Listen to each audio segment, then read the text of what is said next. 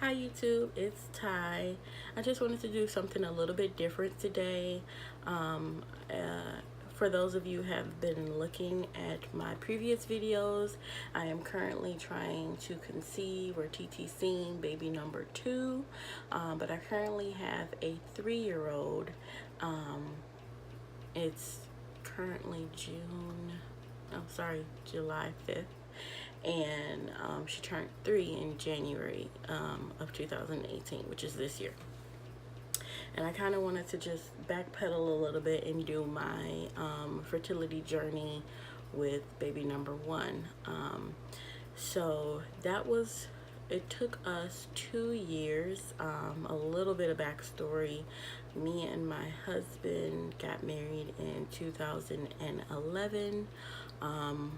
We started dating in 2005, and we did not start to once we got married, we decided to wait a little bit, travel, and just be with each other. Even though we had been together for quite some time, we were fairly young when we got married, so we figured, hey, we still got a little bit of time, let's travel, let's do a little bit of this, a little bit of that, and then we will circle around to having kids. A family member was like, oh, it's PCOS. That's what it kind of sounds like, and it's not really a big deal. I have PCOS. Sister had PCOS, and I'm like, oh, well, that's what it has to be. Maybe it's just PCOS. And, so I just went about, I was 16, and once I got on the birth control, it, regulated the periods perfectly fine. Years go by, and we got married in 2011, and everything was perfectly fine. We waited about a year or two before we, decided, okay, due to what we know might happen, let's start trying now. So we started off trying. It was like we skipped the not trying, not preventing, and went straight to trying, like in 2012. And so after a few months of it not happening, we were like, oh, not too worried. Like, yeah, we kind of figured this was gonna happen. This is kind of what they said would happen. And so we just went on about, trying to conceive. And we knew, from my medical background, because I am in the medical field, I am a medical assistant, that they don't really do anything for you until you've been trying at least a year. So we did the whole year trying to conceive by ourselves, without any help for intervention from the doctor.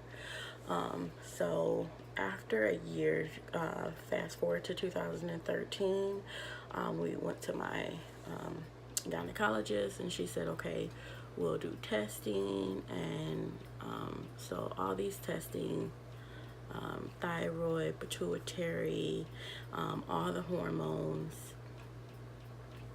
I did an HSG and ultrasounds, and all those things came back.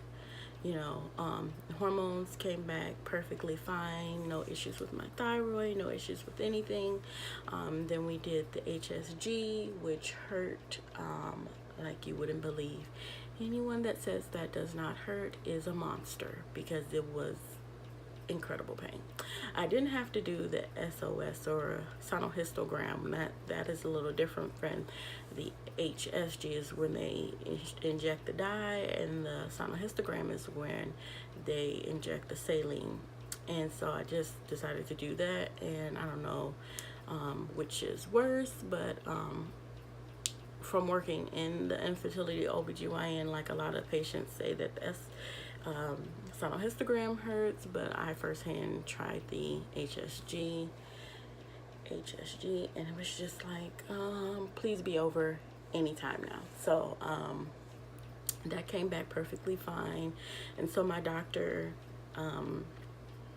is just like, okay, now let's try in the same time, let's try checking your husband, also making sure he's fine. And so my husband did his sperm analysis, and the first one came back a little not bad, but not 100% great. A little bit of the morphology and the mobility was down a little bit. And so she was like, well, technically this might not be a big deal. It was like borderline not really a big deal, but she was like, okay, we'll send him to a urologist just to make sure, because that's not my field, and my doctor is nothing if not thorough. She's like, that's not my field, let's send him over there just to make sure that this is okay. So he goes to the urologist and they have him do a second semen analysis, and he looks at it, and he's like, no, this is fine. He was like, I can recommend some over-the-counter vitamins that will help give you a larger amount and help with mobility. And so he prescribed my husband, I'm probably saying the word wrong, but I think it's L-arginine, and I think it's L-arginine. Look it up, Google it. I'm pretty sure that's what it is. Both women and men can use it, but for men it helps with the amount of sperm to get it up, and like the head, the morphology, they said some of the heads were a little misshapen, but for the most part, he said they would weed themselves out. Like those would be the ones that slow themselves down, and like more than enough of them were regularly shaped that it wouldn't be a problem. So we go back to my GYN, and she's like, okay, that's perfectly fine. And all this took place with about, the first few months of 2013. And so we decided to do Clomid. And in the midst of us doing Clomid, not in the midst of, but all throughout this time, I had been having like crazy on and off periods, like not missing periods, but just coming on and staying on an extremely long time. Like coming on, it would start like 7 days, and then 12 days, and then 13 days, and then 15 days, and then 20 days, and like it would be getting progressively longer, and then I'll go off for like 12 days and then come back on it for 30 days and then go off. And like we were trying to regulate it without getting me back on birth control to regulate it. We would do the Provera, because then it would be like it would stop altogether and then wouldn't come back. So it was hard to try when the periods were all over the place, but the hormones were saying you're fine. The endometrium, no, I didn't have endometriosis, I didn't have any fibroids, I didn't have this or that. Everything was coming back up rosy, and like we couldn't figure it out. And what I love so much about my OBGYN is that she didn't try to tell me like, oh, it might be this. She was like, literally, I'm just as stumped as you are. Like, this should not be happening. I'm trying to figure it out, like sending me for this test, sending me for that test. Every test was coming back perfectly fine. And a lot of people will say like, oh, you have to take this thyroid test at this time, or you have to take this test or that time. Like, we took all of that into account, and like literally everything would come back. And not to say my problem is any worse or better than any other problem, but at least if you know you got PCOS, you know you got PCOS. If you got fibroids, you have fibroids. But with me, it was like nothing was pointing to anything. Everything was pointing up. You should have been pregnant a long time ago. And, she's like, I'm not even gonna like insult your intelligence by saying you need to go lose some weight before you can get pregnant, because it's, not meaning any harm in saying this, but it's a lot more people bigger than I am or smaller than I am. Like, size has nothing to do with it in my case. Like with PCOS, then yeah, maybe you need to make sure you're eating healthy and everything like that. And for me, I never had that problem. Like, if I actually stick to a diet, I lose weight like perfectly fine. But it was like, okay, if I know you're saying don't even try that, like, because that really has nothing to do with it, but I'll even try that at this point if you think that'll work. But the more weight I lost, and I lost about 15 pounds before, going into like um, closer to 2014, and nothing was working. Like the periods were just getting worse. Like they were getting longer to where she would have to give me estrogen, which a pill called Premarin, which usually you give to like people at menopause and things like that. And nothing, that would be the only thing that would stop the period. Like the period would just go on to a point where I had already been anemic, but I developed severe anemia where anybody if anybody knows about hemoglobin and what your blood levels should be, sorry, my little one's napping, with your hemoglobin, your blood levels should be between about 13 and 16, and mine always used to hover around 8, which is, of course, is not bad, but due to all the blood loss, I would hover around 6. And so my doctor was getting really worried because I was starting to get jaundice, very run down, like sick, could barely move.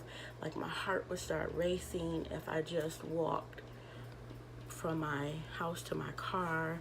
Like it was really hard to function. And she's like, well, I really think you should get a blood transfusion because you're at 7.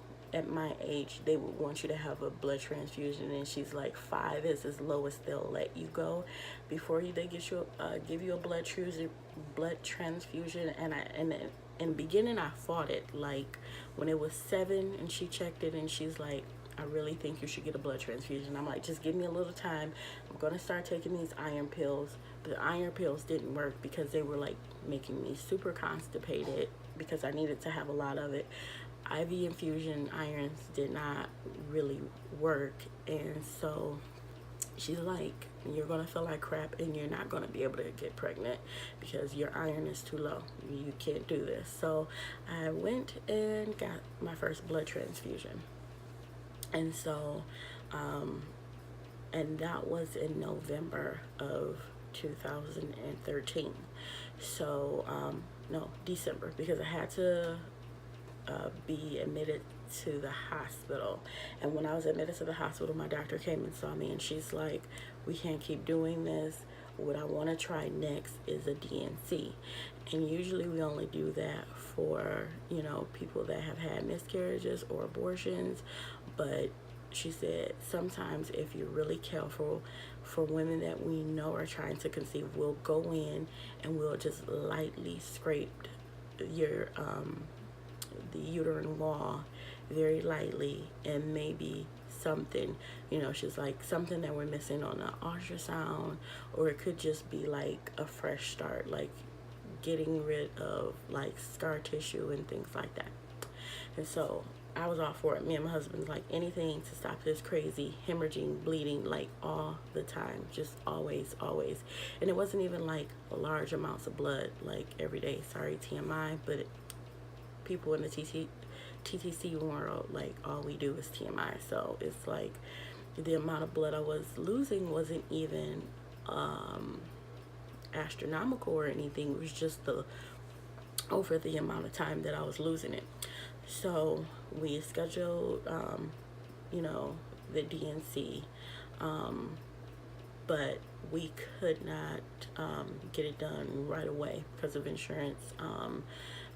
They wanted to make sure that the bleeding was under control, had completely stopped before they went in and did it. So after the blood transfusion around January, we decided to start Clomid because, of course, my levels were back up.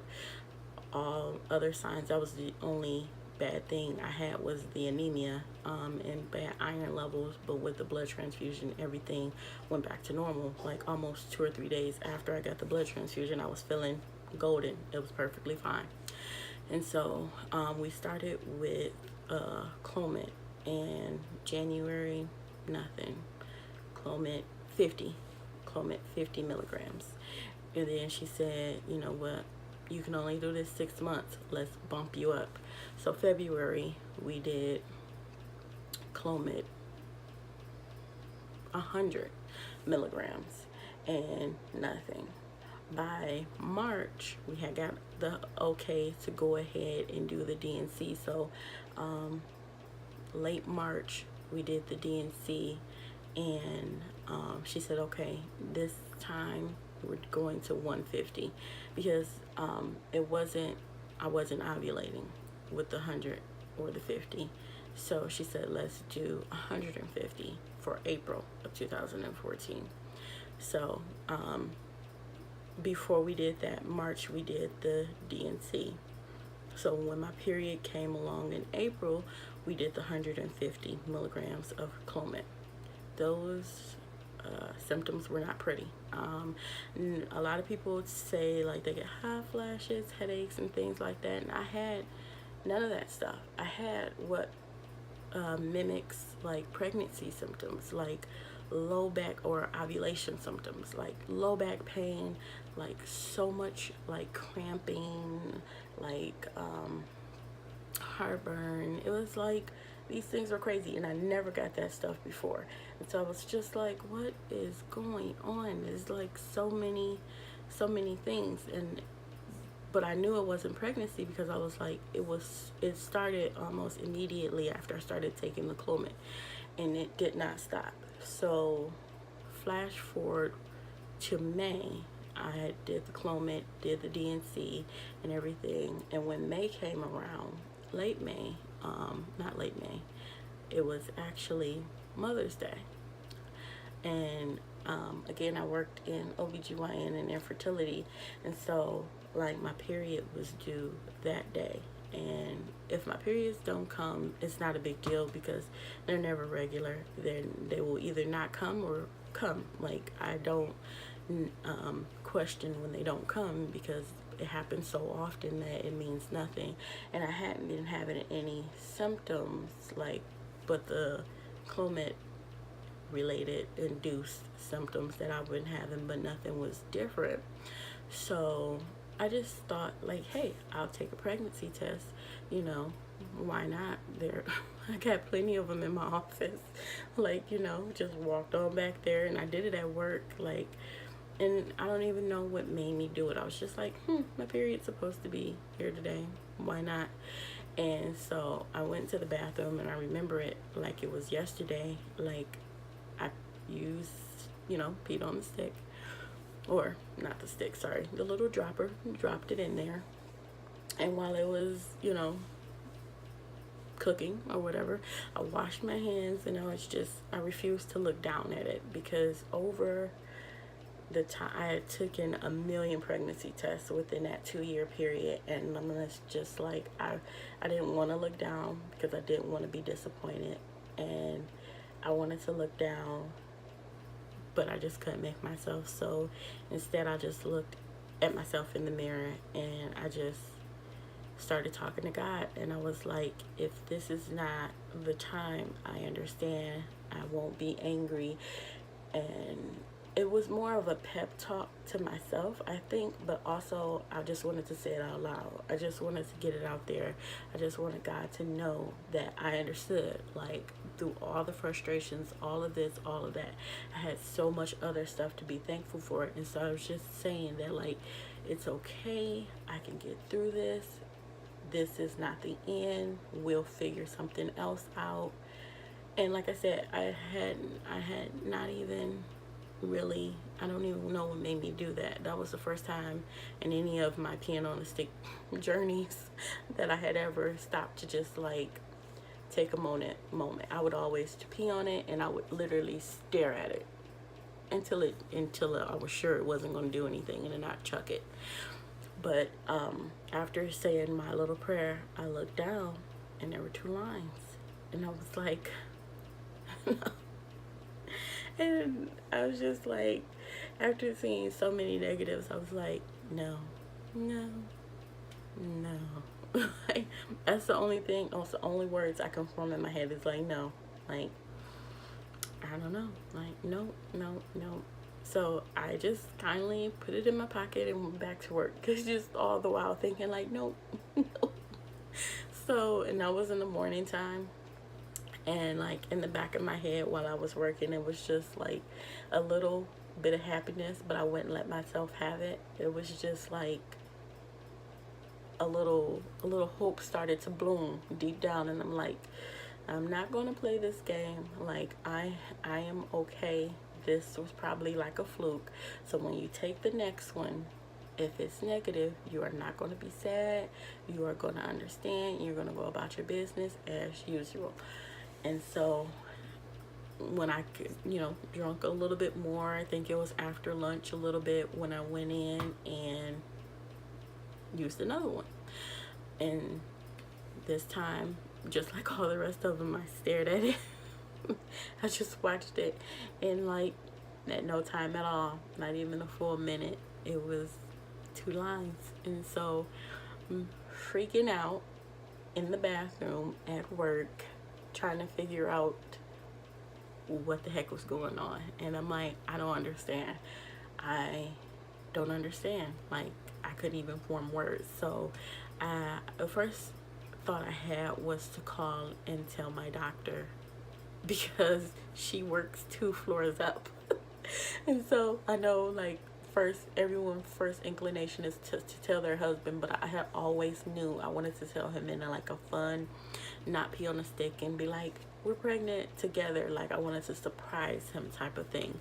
So I didn't even like think to call him, because I knew I was not telling him over the phone. But the first thought, I was like, I gotta go upstairs and tell her. And so I ran up.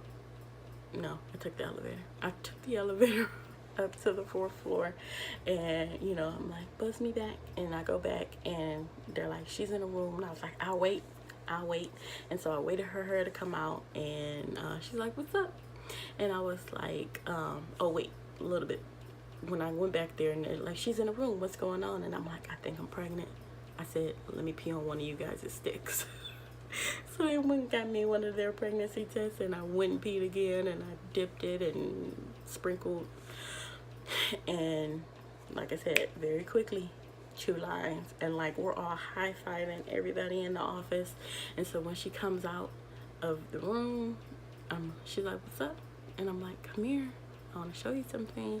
And so as I never picked it up, I just set it there, and she came up, and I pointed to the pregnancy test, and she just started crying, which made me start to cry, and we cried together, and everyone was in the back of the office hugging and everything. And I know at this point her patients are probably like, where did she go? Because we were out there congratulating. She wanted to know what happened and everything like that. And she's like, what do you think it was? Like, did you guys do anything different other than the Clomid and everything? And I'm like, no. And I said, and remember, we did the DNC too. And so I don't know which one. We did them literally in the same month. So, well, kind of in the same month. Overlapping, kind of. So, I don't know which one it was. And so, and I'll go back because during the DNC, they didn't find anything but a little polyp. But polyps are not medically known to cause infertility. So she said that really had nothing to do with the reason that I wasn't getting pregnant. But we can each all wager our own options and everything. So long story short, I was pregnant, and I couldn't believe it. I couldn't make myself believe it, because the whole pregnancy there was no nausea, or, well, there was a little bit of nausea, more of a like smell aversions, that like if it was an extreme smell it would make me sick, but like no vomiting, no nothing. And so anyone with infertility knows, like, it's so hard to get yourself to believe. And I wanted those symptoms, I wanted them bad, because I wanted to know, like, I wanted to know this pregnancy was real and that it was gonna stick. And like, it was like she wasn't even there. Like, I didn't even feel her. Like, and my doctor, she was like, we're gonna get this scan, you're gonna do this. And the whole time I was just like, getting pregnant was super hard, but being pregnant was even harder, because it's like you did so much to get pregnant, and all you want to do is want to stay pregnant. You want all that to have been for something, and you want to be able to hold your baby at the end of those 9 months. And being in the field that I am, I've seen so many women not be able to hold their baby at the end of 9 months, and it really kills, even for a person that is just kind of watching as a bystander. You get to know these women and you get to understand the journey, and you yourself having the same journey, sympathize, and you understand like this. It's not fun, it's not easy. So I was just scared the whole 9 months until she was born, which was by an emergency C-section, but that will be another story for another time, because I am already at 26 minutes and I didn't mean to talk for this long, and I'm sorry, and I hope you guys will understand and watch the whole video. Please share your fertility journey stories, and comment and subscribe, because I have to say, like, these videos have been so helpful in understanding and sharing knowledge and situations and journeys. It's cathartic, and I just hope that this helps someone, and thank you for letting me share. Baby dust to everyone.